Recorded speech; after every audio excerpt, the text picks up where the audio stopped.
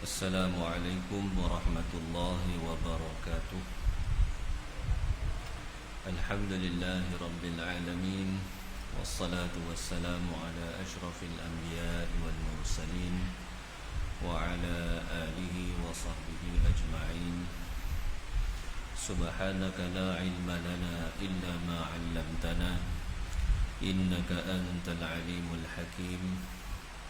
Subhanaka la fahma lana illa ma fahamtana innaka antal jawadul karim. Wala hawla wala quwwata illa billahil aliyyil azim. Rabbi shrah li sadri wa yassir li amri wahlul 'uqdatam min lisani yafqahu qawli.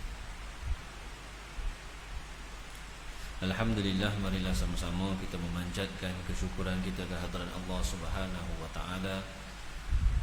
Dengan limpah kurnianya masih lagi diberi peluang kepada kita untuk kita hadir ke rumah Allah Subhanahu wa taala, menunaikan perintah Allah Subhanahu wa taala. Mudah-mudahan segala ketaatan kita diterima oleh Allah Subhanahu wa taala. Pada malam ini kita akan sambung bacaan daripada kitab Wasailul Wusul ila Syama'ilur Rasul. Masih lagi hadis-hadis yang ringkas, yang pendek, yang disabdakan oleh baginda Rasulullah sallallahu alaihi wasallam dalam pelbagai perkara. Qala al-musannif rahimahullahu ta'ala wa nafa'ana bihi wa bi'ulumihi fid dharain amin. وقال النبي صلى الله عليه وسلم الصبر خير مركب. Bersabda Nabi sallallahu alaihi wasallam, sifat sabar adalah sebaik-baik kenderaan ataupun sebaik-baik tunggangan. Maksud sebaik-baik tunggangan itu adalah sebaik-baik tunggangan yang dapat menyampaikan kita kepada maksud, kepada tujuan kita yang sebenar, ataupun kepada apa-apa sahaja perkara yang kita inginkan, sama ada perkara itu berbentuk keduniaan ataupun berbentuk akhirat. Kunci dia sabar. Nak dapat apa-apa pun kena ada sabar.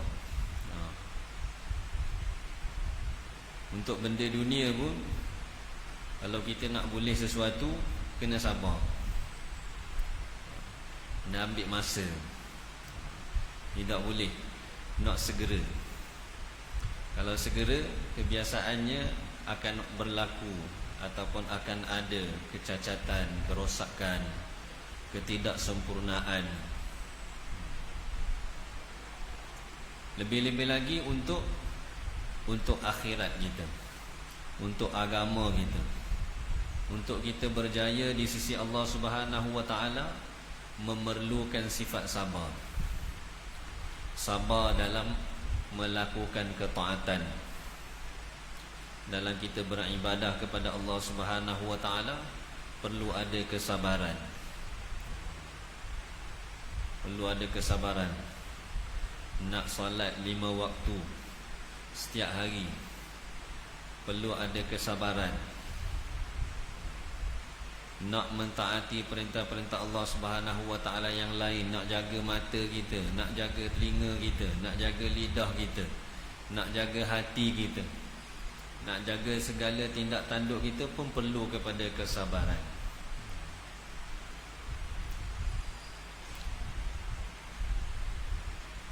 Begitu juga dalam meninggalkan perkara-perkara yang dilarang oleh Allah Subhanahu wa taala pun perlu kepada kesabaran. Biasa kita sebut sebelum ni, sabar ni dia ada 3. Yang pertama, sabar dalam melakukan ketaatan. Yang kedua, sabar menahan diri daripada melakukan maksiat, perkara-perkara yang dilarang. kena sabar juga. Yang ketiga, sabar menahan segala ujian, menanggung segala ujian. Ujian-ujian Allah Subhanahu wa taala yang Allah Taala telah tentukan kepada kita, musibah dan sebagainya. Bila menimpa kita, perlu kepada kesabaran.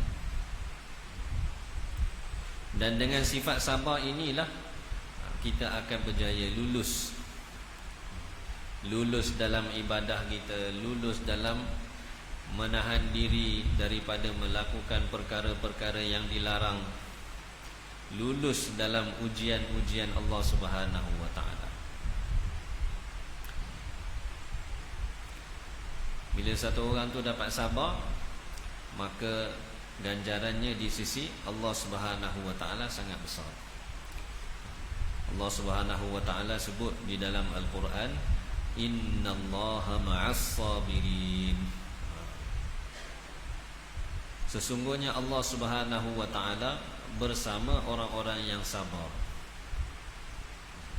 Bantuan Allah, pertolongan Allah bersama-sama dengan orang yang sabar.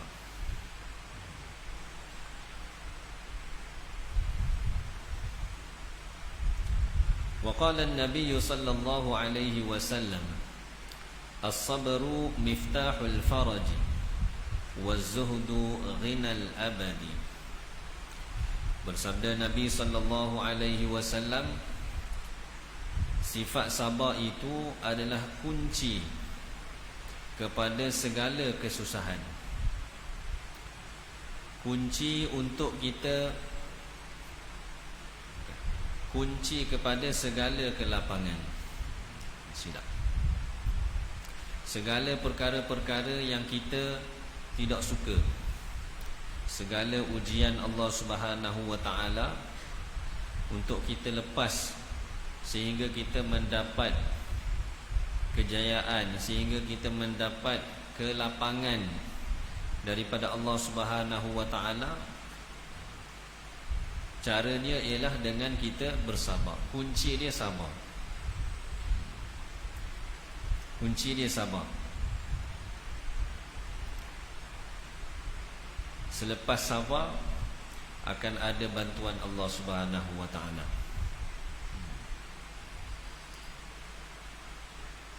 Inna ma'al usri yusra.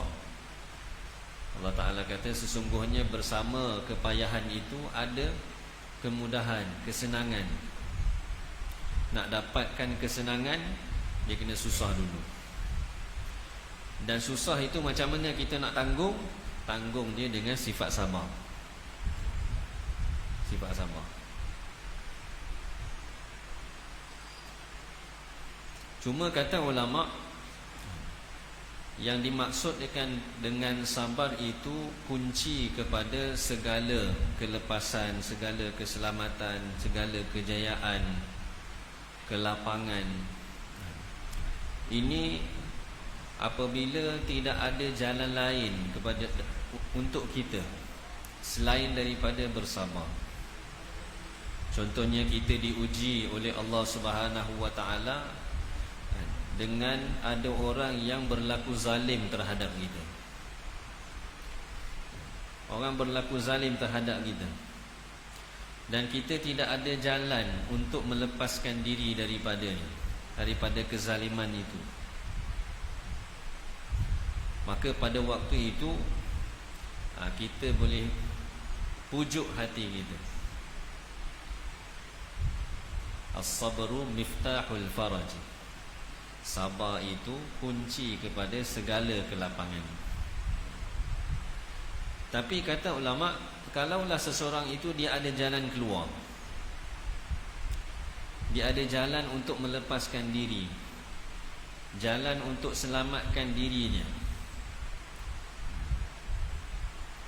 maka dia perlu berusaha untuk lepaskan diri. Tak boleh dia kata tak apalah, sabar je, nanti Allah Ta'ala bantu. Tak.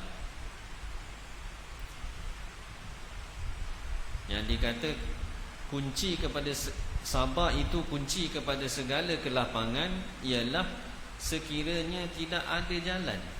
Tak ada jalan dah, kita tak boleh buat apa-apa dah, habis dah ikhtiar ni. Yang itu peringkat akhir itu sabar. Peringkat akhir itu sabar. Selagi ada ikhtiar, selagi ada pilihan, ada usaha, maka kita perlu berusaha. Dan selepas usaha itu baru bertawakal. Sebagai satu contoh, satu orang yang contohlah, satu orang Islam ditangkap ataupun ditawan oleh orang yang bukan Islam, dan dia diseksa, diganggu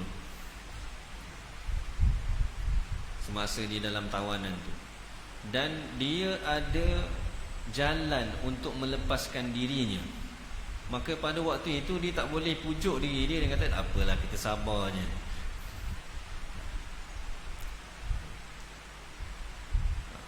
Itu bercanggah dengan kehendak agama. Kalau dia mampu untuk lepaskan diri dia, maka dia perlu berusaha. Kalau dia boleh lari, lari. Lepas tu baru tawakal. Lari dulu, baru tawakal. Usaha dulu. Sabar ni adalah yang terakhir sini. Tak ada jalan lain dah, tak ada cara lain dah. Sabar. Ujian daripada Allah Subhanahu Wa Taala. Ada ikhtiar, kita ikhtiar. Wajib. Usaha tu wajib, ikhtiar tu wajib. Kita tak boleh sengaja biarkan diri kita ini dizalimi, disusahkan, dan kita ada jalan untuk lepaskan diri kita. Kita biar je. Sebab apa? Pegang sabar tu kunci kepada segala kelapangan. Tak betul. Cara guna tu tak betul. Yang dikatakan sabar anak kunci kepada segala kelapangan ialah apabila tidak ada jalan. Memang kita terpaksa serah je pada Allah Subhanahu Wa Taala. Pada waktu itu kita haruslah bersabar, mesti bersabar. Terima segala ketentuan Allah Subhanahu Wa Taala. Sekali ada usaha, kita usaha. Wazuhdu ghinal abadi. Dan sifat zuhud. Zuhud ni apa dia? Zuhud ni ialah hati seseorang itu kosong daripada dunia. Cintakan dunia, nakkan dunia.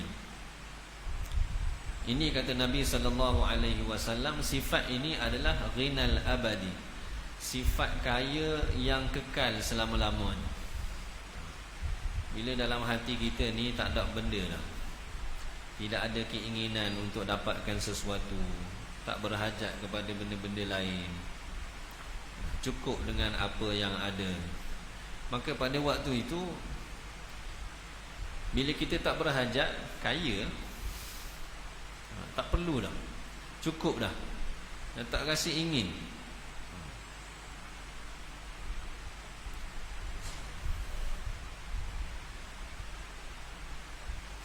Dan hati dia bila tidak ada keinginan untuk dapatkan dunia. Dapatkan dunia ni maksudnya dunia yang lebih daripada keperluan. Ya ada dah, nak lebih lagi. Orang yang zuhud ni hati dia tak ada, kosong. Apa yang Allah Ta'ala dah tetapkan, dia usaha dengan kadar yang biasa, sekadarnya, dapat syukur pada Allah Subhanahu Wa Taala. Hak lain dia bersibukkan diri dia dengan ibadat kepada Allah, sempurnakan perintah-perintah Allah. Hati dia sentiasa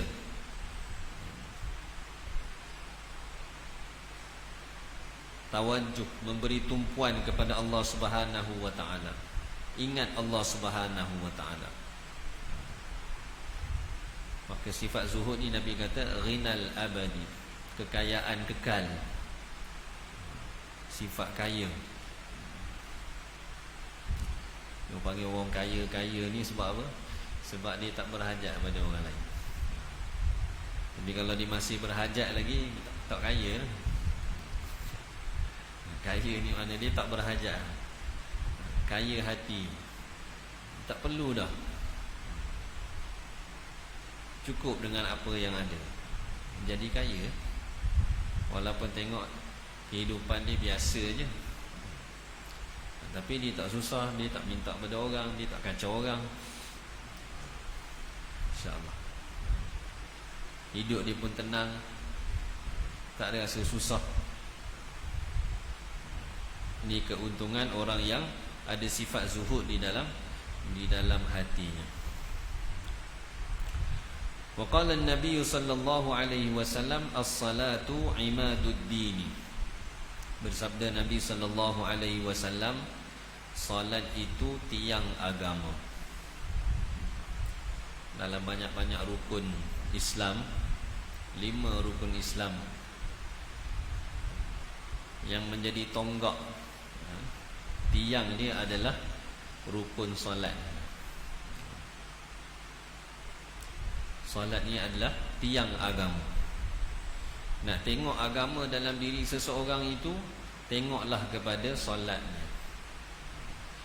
Sebanyak mana dia jaga solat dia, maka sebanyak itulah sempurna agamanya. Allah Subhanahu wa taala akan memudahkan dia untuk sempurnakan agamanya.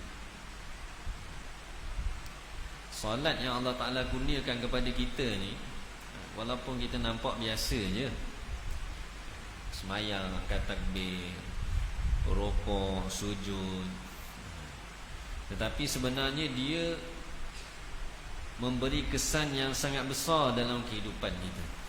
Solat, siapa yang dapat jaga solat dia, zahir dan batin, bukan setakat zahir dia solat, angkat takbir, baca, rukuk, i'tidal, sujud, tasyahud, beri salam, ini zahir, kat luar, orang boleh tengok. Satu lagi batin solat dia. Batin solat dia apa? Tumpuan dia di dalam solat, kekhusyuk, khusyuk dia di dalam solat, khudu' dia dalam solat. Ini batin solat.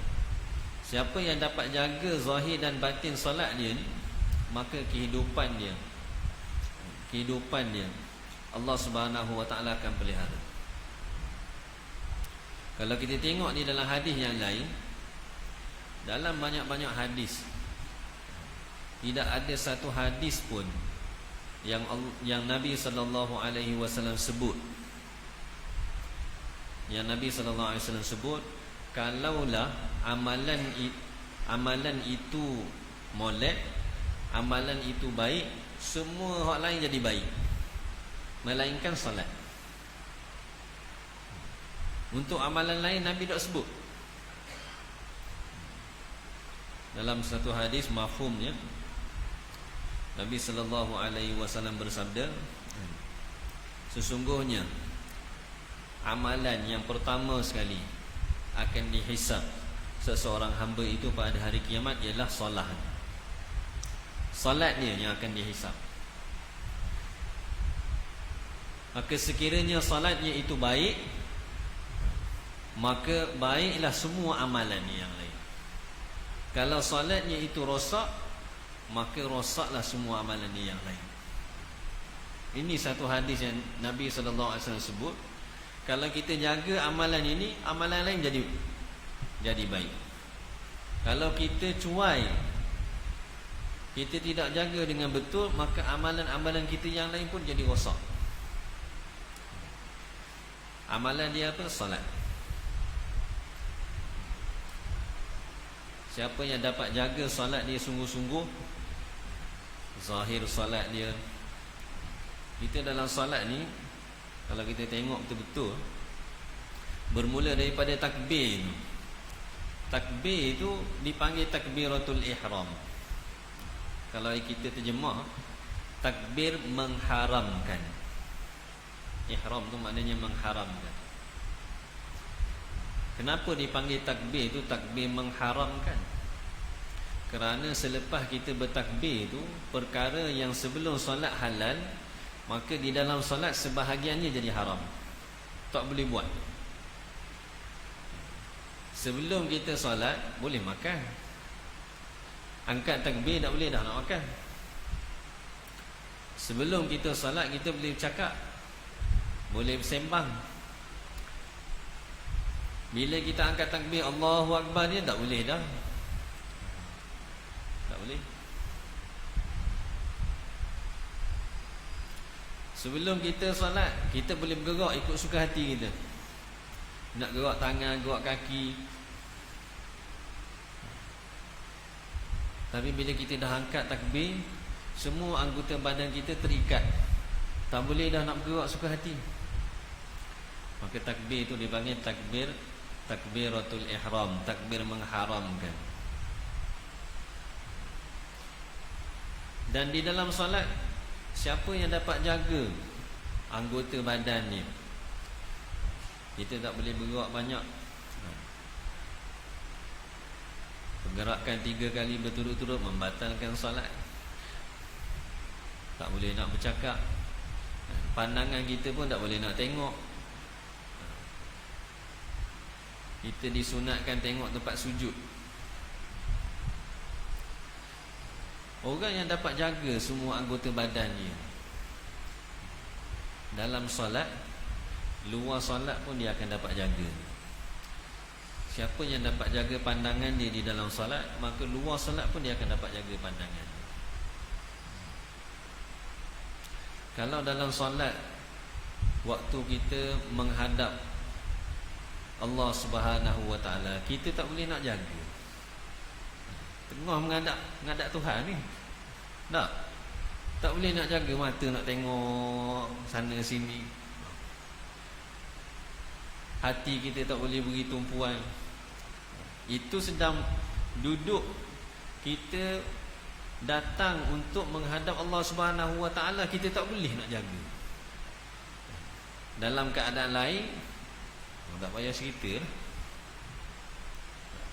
Dalam keadaan kita tidak menghadap Allah Subhanahu Wa Taala, kita tengah makan, kita tengah berada di luar masjid, ada di rumah. Kalau dalam solat tak boleh nak jaga, luar solat lebih lagi. Maka sebab itu Nabi SAW kata, salat itu tiang agama. Ini tonggak. Ada dalam hadis yang lain ada disebut, faman aqamaha faqad aqamad-din wa man tarakaha faqad hadamad-din. Siapa yang mendirikan salat, maka sesungguhnya dia telah menegakkan agama. Tegakkan agama dalam diri dia, tegakkan agama dalam masyarakatnya. Siapa yang tinggalkan salat, maka sesungguhnya dia telah meruntuhkan agama.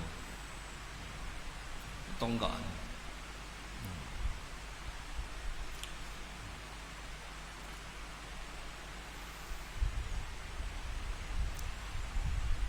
Sebab tu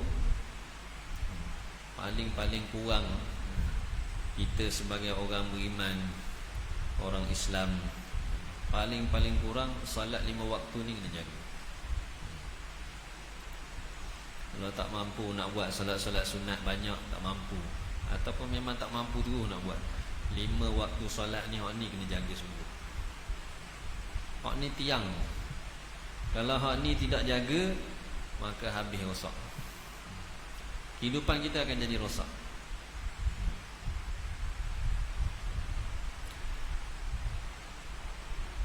Dan kalau kita lihat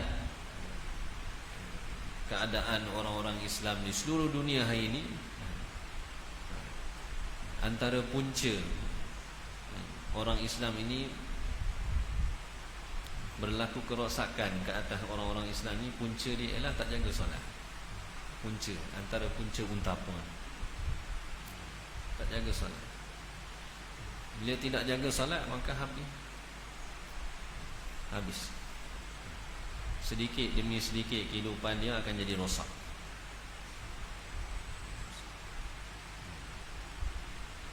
Dan orang yang solat pun dia kena usaha juga supaya solat dia itu sempurna.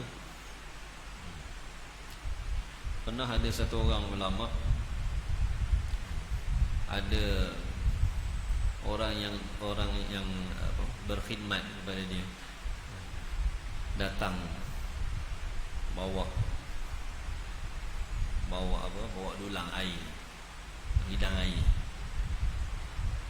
Sampai depan tu jatuh.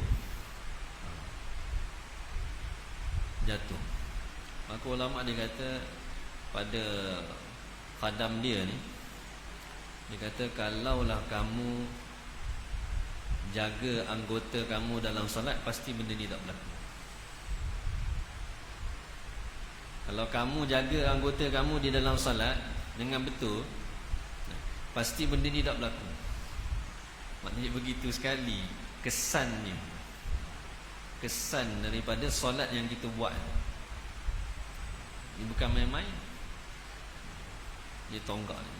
Jadi kalau kita buat dengan sempurna, kesan dia dalam kehidupan kita, bukan setakat satu dua amalan, bahkan seluruh kehidupan kita. Di akhirat nanti, yang jadi penentu untuk amalan kita hal lain molek ke tidak molek, solat ni Nabi kata. Amalan pertama sekali akan dihisap, solat kita. Macam mana solat kita? Solat ni baik, semua amalan jadi baik. Kalau solat ni rosak, semua jadi rosak. Dia berkait. Maka kita, orang yang telah diberi taufik, beri hidayah oleh Allah Subhanahu wa taala untuk kita solat, kita kena selalu berusaha untuk perbaiki solat ini. Perbaiki solat ini. Sama ada zahir solat kita, batin solat kita. Kita dah solat lama dah. Kalau kita muhasabah diri kita masing-masing lah, tak payah tengok orang, tengok diri sendiri. Kita dah solat berapa lama dah? Apa peningkatan dalam solat kita? Apa penambahbaikan yang kita usaha untuk kita dapatkan? Kalau ikut solat ni, Allah Subhanahu wa taala beri kepada umat akhir zaman ni, umat Nabi sallallahu alaihi wasallam ni, solat ni adalah salah satu asbab untuk kita ini boleh minta apa-apa terus daripada Allah.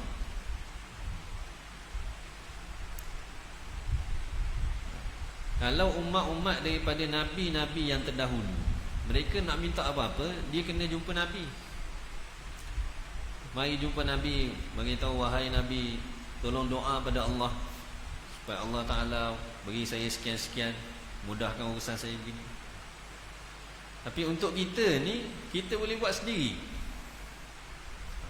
Ada Nabi dah ni. Melalui apa? Melalui solat. Solat. Kita boleh terus minta daripada Allah Subhanahu wa taala, munajat kita dengan Allah Subhanahu wa taala. Tapi nak dapat itu, perlulah ada solat yang berkualiti, solat yang cukup syarat-syarat untuk Allah Ta'ala terima segala doa-doa kita, segala permintaan kita.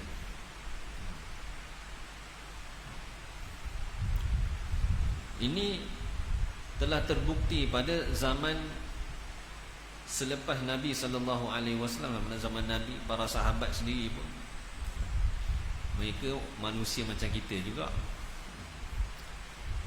Tapi dengan solat mereka, kalau kita baca kisah-kisah para sahabat ini, banyak riwayat-riwayat yang menyebut bermacam-macam faedah yang mereka dapat dengan solat sahaja.